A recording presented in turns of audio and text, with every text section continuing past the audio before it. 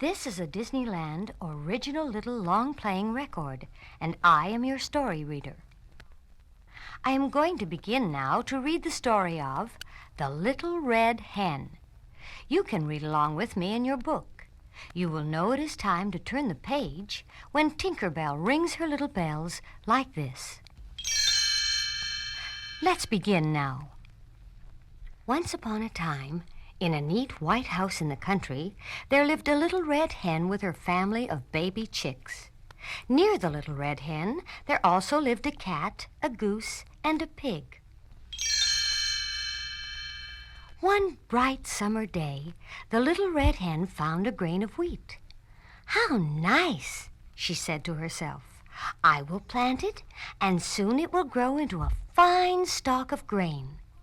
She asked the cat, "Will you help me plant the grain of wheat?" "Not I," said the cat. She asked the goose, "Will you help me plant the grain of wheat?"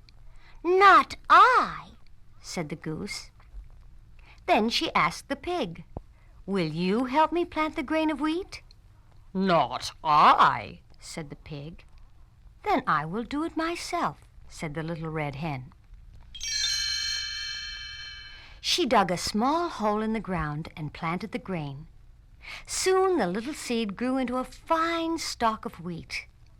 The little red hen knew that it was time to reap it. She turned to the cat, the goose, and the pig. "Who will help me reap the wheat?" she said. "Not I," said the cat. "Not I," said the goose. "Not I," said the pig. "Then I will do it myself," said the little red hen. She took a large scythe and reaped the wheat. After the wheat was all gathered, it had to be ground. "Who will help me carry the wheat to the mill?" asked the little red hen. "Not I," said the cat. "Not I," said the goose. "Not I," said the pig. "Then I will do it myself," said the little red hen. She put the wheat in a basket, and she and her baby chicks set out on their way. When they reached the mill, the miller ground the wheat into flour.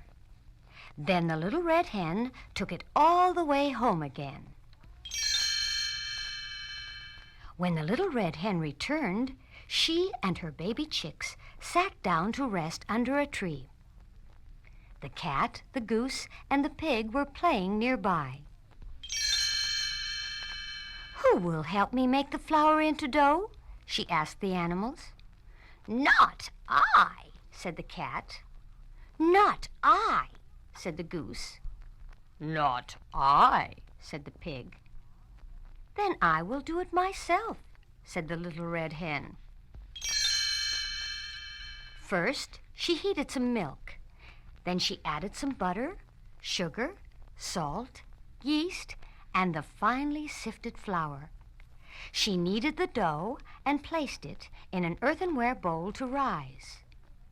"Who will help me bake the bread?" she asked the animals. "Not I," said the cat. "Not I," said the goose. "Not I," said the pig. "Then I will," said the little red hen. She made a roaring fire in the oven, and when it was just hot enough, she put the bread in to bake. As soon as the loaf was crusty and brown, the little red hen took it out of the oven and set it in the open window to cool. The animals outside the house noticed the delicious smell. They all gathered around. The little red hen came to the window. "Who will help me eat the bread?" she asked. "I will," said the cat. "I will," said the goose. "I will," said the pig. And they all started for the house. The little red hen stopped them at the door. "You did not plant the grain," she said. "You did not reap it, You did not carry it to the mill. You did not make the flour into dough. You did not bake the bread. You shall not eat it. My baby chicks and I will eat the bread. And they did.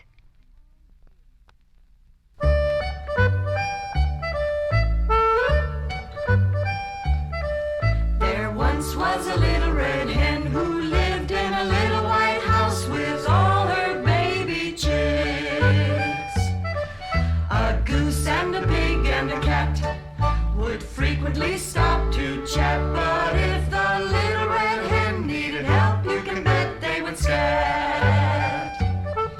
When the little red hen found a grain of wheat, she needed lots of help to plant the wheat, to reap the wheat, to carry it to the mill, to grind the wheat and make the dough. When on to the oven the dough would go, and out would come the bread.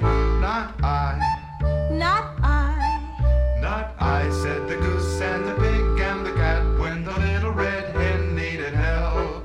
So everything that had to be done was done by the little red hen, and when the bread was ready to eat, the goose and the pig and the cat said, I will, I will. I will. The little red hen said, no, no, no, and closed the door right in their face. Each chick sat down at his regular place. All had a wonderful feast.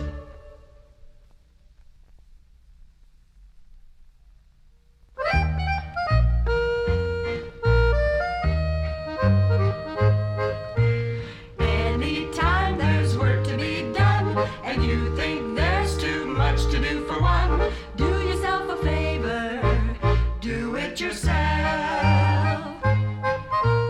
When things seem a little too rough, and you're not sure that you are tough enough, do yourself a favor, do it yourself.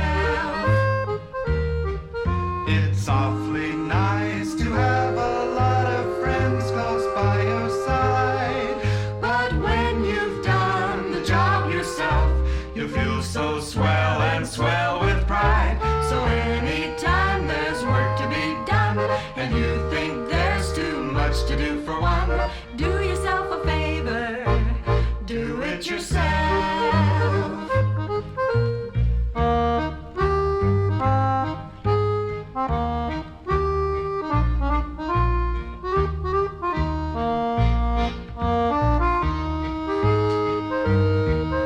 It's awfully nice to have a lot of friends close by your side. But when you've done the job yourself, You feel so swell and swell with pride. so anytime there's work to be done, and you think